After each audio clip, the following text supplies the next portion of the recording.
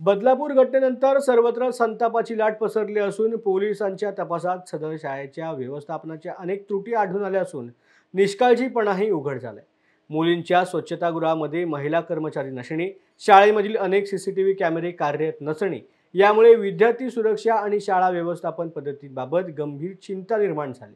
भविष्यामध्ये अशी दुर्दैवी घटना घडण्याची शक्यता नाकारता येणार नाही, यासाठी पुणे शहरामधील शाळांची तातडीने तपासणी करून त्रुटी दूर कराव्यात, तसेच शाळांमधील सीसीटीव्ही कॅमेरे कार्यरत करावेत अशी मागणी राष्ट्रवादी अजित पवार गटाचे पुणे जिल्हाध्यक्ष दीपक मानकर यांनी मनपा आयुक्तांकडे निवेदनाद्वारे केली आहे।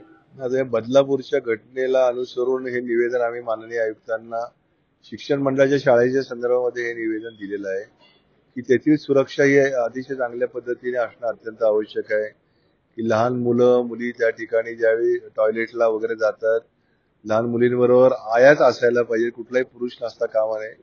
आणि त्या ठिकाणी सीसीटीव्ही कॅमेरे लावले पाहिजेत अलीकडे, म्हणजे टॉयलेटमध्ये जाताना नक्की यांना कोण घेऊन जातं, कशा पद्धतीने, आणि जे त्या ठिकाणी रखवालदार किंवा शिपाई म्हणून काम करतात त्यांना देखील वॉर्निंग दिलं पाहिजे किंवा शाळेचं व्यवस्थापन करत असताना तुम्ही या सगळ्या गोष्टीची जपणूक करायला पाहिजे।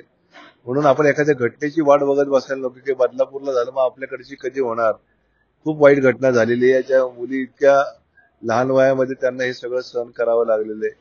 आणि पालकांची देखील म्हणजे महानगरपालिकेमध्ये पालकांना कसं वाटतं की एकदम मुलं आपण सोडलं शाळेमध्ये की आपली जबाबदारी संपली, तर साधारण स्लम मध्ये काम करणारे पालकांची ही मुलं असतात। आणि मला असं वाटतं की शिक्षण मंडळावरती मी अध्यक्ष म्हणून काम केले, त्यामुळे मला माहिती आहे गरीबाचं दुःख काय असतं ते, परंतु चांगल्या नियोजनाचा भाग त्या ठिकाणी महानगरपालिकेच्या माध्यमातून करणं अत्यंत आवश्यक आहे।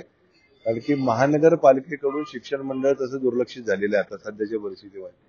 कारण की शिक्षण मंडळ ही स्वायत्त संस्था आहे, होती तिचं स्वायत्तपणा सगळं काढून घेतल्यामुळे ते महानगरपालिकेकडे जबाबदारी आली। परंतु महानगरपालिकेचे अधिकारी आता राऊत मॅडम तिथं आहेत, पुणे महानगरपालिकेचे अधिकारी, त्यांच्याकडे ती काहीतरी जबाबदारी आहे।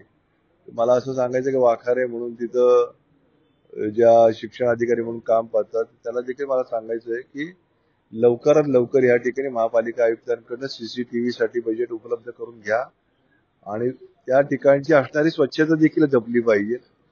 कारण की स्वच्छतागृह मुली जाऊ शकत नाही अशी वाईट अवस्था काही काही शाळांमध्ये आज देखील आहे।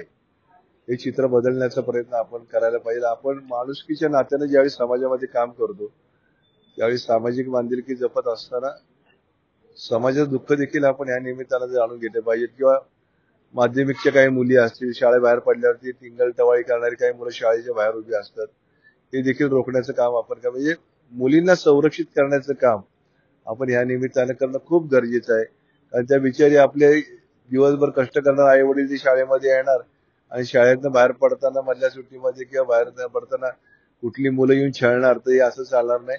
मी या निमित्तानं पोलिसांना देखील आवाहन करू इच्छितो की सर्व शाळांवरती तुमचं पेट्रोलिंग असणं खूप आवश्यक आहे आणि ही जबाबदारी पोलिसांची निश्चितपणे आहे, ती त्यांनी व्यवस्थितरित्या पार पाडावी।